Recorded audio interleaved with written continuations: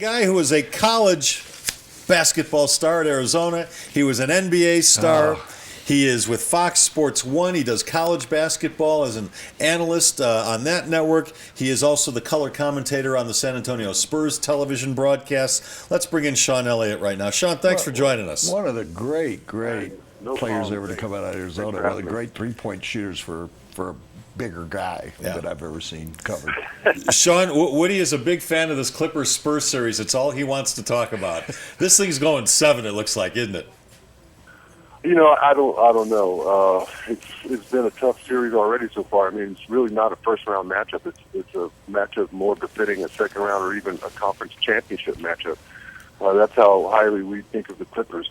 It's been rough and tumble so far, but I like our chances if we can come home and defend our home court, because our guys have been in lots of situations where they know how to close out teams, and they know how to close out teams on the road in particular. So I like our chances of ending the series early if we could sweep at home.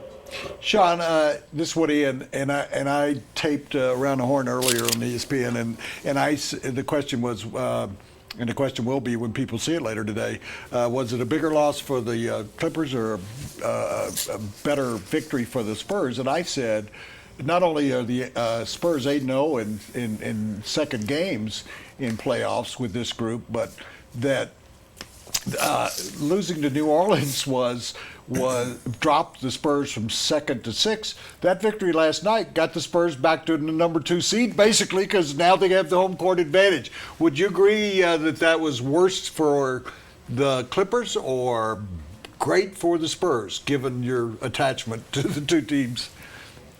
Wow, that's a tough question, Woody. I would have that's a tough one.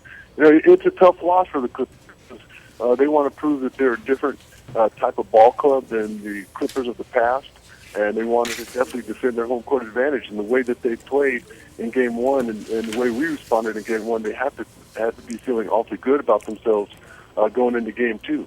And you look at us, you're exactly right, Woody. Not only did that New Orleans loss drop us to number 6, but it kind of hurt us as a team. We thought we were going to go in there and win that ball game, and our guys were a little put back by that loss. So for them to respond on the road in Game 2 was huge for us. It's huge for our confidence. And we know coming back to San Antonio that we're going to have that crowd on our side. And we played much better at home as well. So, I would have to say right now it's a bigger loss for the Clippers because they're the team that's trying to break through. Hey, Sean, you get the privilege of watching Popovich coach every night, the big three for years now, Ginobili and Duncan and Parker. And now you get the privilege of watching a guy who was just named the Defensive Player of the Year, Kawhi Leonard, who's also a pretty good offensive presence as well. He was the Finals MVP. I'm wondering, if the big three weren't there, if Ginobili, Duncan, and Parker weren't there, how good would Kawhi Leonard be? Because he's damn good right now. He'd be pretty good. He's pretty good in his own right. I mean, he's starting to now figure it out a little bit more on the offensive end of the floor where they're able to run plays for him, and he's starting to become more of a playmaker as well, not just a guy who's a receiver. So you see him as you see his evolution as an offensive player coming along. And, I have a different time frame than a lot of other people. I'm a little bit more old school.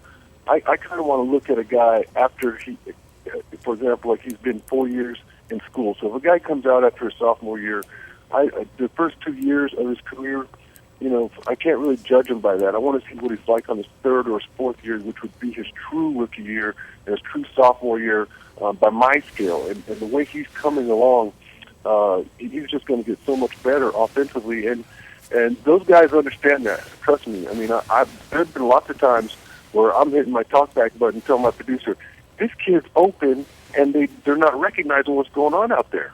And the guys are starting to figure it out. They're starting to have a lot of trust in Kawhi Leonard on the offensive end of the floor. They're starting to recognize his playmaking ability and the fact that he has a mismatch almost every single night. And they're starting to go to him a little bit more. And so over the last month of the season, he and Tiago Splitter absolutely carried us. They were so dominant. And so, he's coming along as a player. And defensively, I can't say enough about him. There's no one in this league that affects the perimeter game like he does. Absolutely no one. It's tough to make passes on his side of the court. He's terrific at stealing the ball. You can't mess around or play with it. He's unbelievable help defender. He's never out of position. He's a shutdown guy as well. He just does it all. He just affects the entire defense. And you can see when he's on the floor, our guys are much, much more confident. Sean, you said you'd like to judge guys after they would have graduated from college. Let's take a guy that graduated from college about 17, 18 years ago who turns 30, turns 39 on Saturday, that loses Parker in the game, loses Ginobili, so it's one of the big one, and he gets some help from people like Patty. But after the fourth quarter, Tim Duncan apologizes to his teammates that he had a lousy fourth quarter, and he goes out. I thought in the game he had one of them. It was about 29 points and 10 or 11 rebounds. I thought he evaluate what he did without his two teammates, and if he is playing renewed after a rather so-so first game.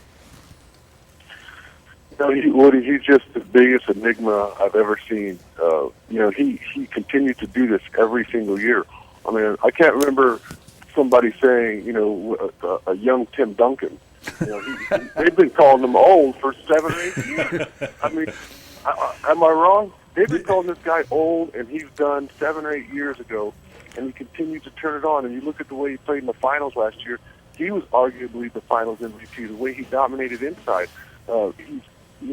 All year long he's done it. I will say this. There were times this year I saw Father Time on the court, holding Timmy back. But there are times where Timmy has Father Time in a standing 8 count. I mean, he is duking it out right now, and he's just done a phenomenal job with his body. He's a terrific leader. He's never out of position on the defensive end of the floor. He's got more below the rim blocks than anybody that I can possibly remember, and he continues to make shots and teach lessons in the low block almost every night. So there's chance then, you would say, since he's turning 39, that a 39-year-old quarterback in Denver could have one more great year in him. Is that fair? Oh, yeah, absolutely. Are you kidding me?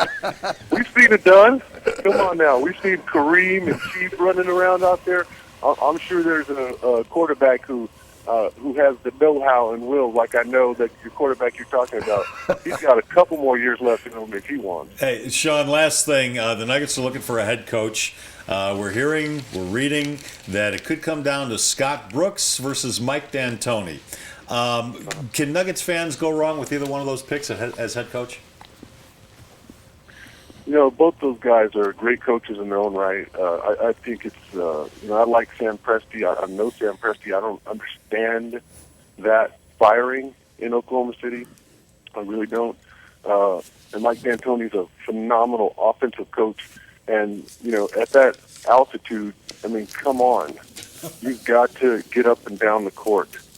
You just have to. I remember as a rookie guarding Alex English and a few times grabbing my shorts, and I was seeing sparkles. I was ready to pass out up there.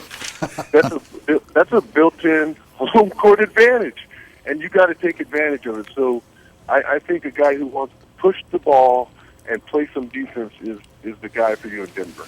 Sean, really appreciate your time. We know it's a busy time of the year for you, and we hope your Spurs have some success. All right, appreciate it, guys. All right, he's Sean Elliott.